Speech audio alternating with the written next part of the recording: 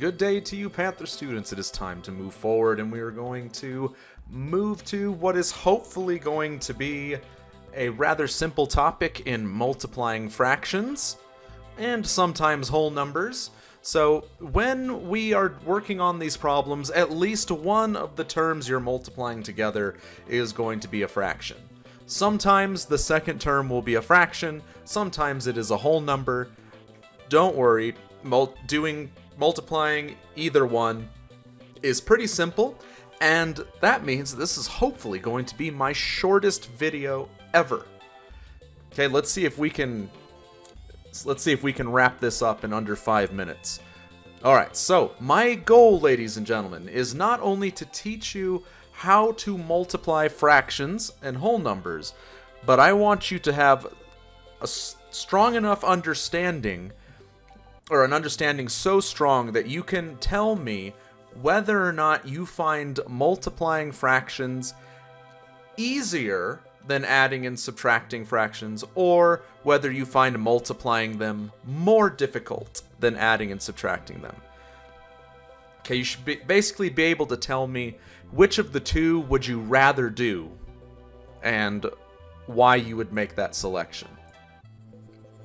Okay, so let's focus up here, and then we'll move down here to the example. So, in my opinion, ladies and gentlemen, multiplying fractions is a lot easier than adding and subtracting them because you do not have to find common denominators. You can just take the problem, jump straight into it without having to make many changes, and you could just get started.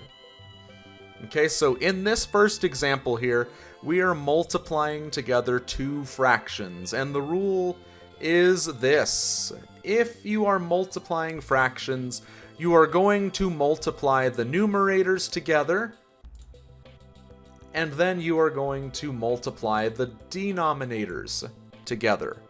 So basically the numbers on top get multiplied together, and the numbers on bottom get multiplied together. Okay, the only thing I don't like about this picture is the fact that they use the X to represent multiplication. We do not do that. We are going to use either the dot or the star, or we'll put the two terms right next to each other with no sign in between. Okay, so if you were to look at just this problem right here, 4 over 5 times 3 over 2, we are just going to multiply straight across, ladies and gentlemen. So 4 times 3 will be our numerator, 5 times 2 will be our denominator.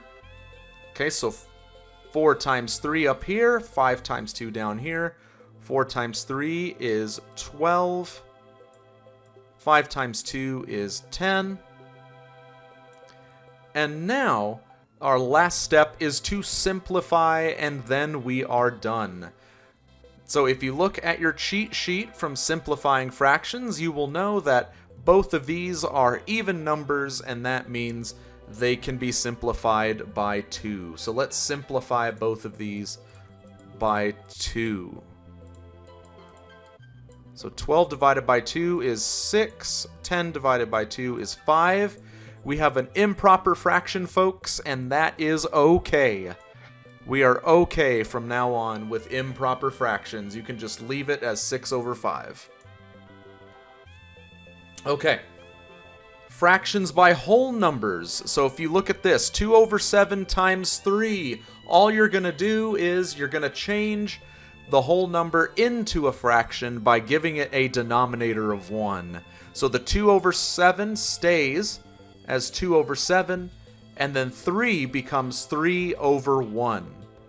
Okay, so if we were to do 11 over 3 times 3, give the 3 a denominator of 1, and it's always a denominator of 1, and then multiply straight across.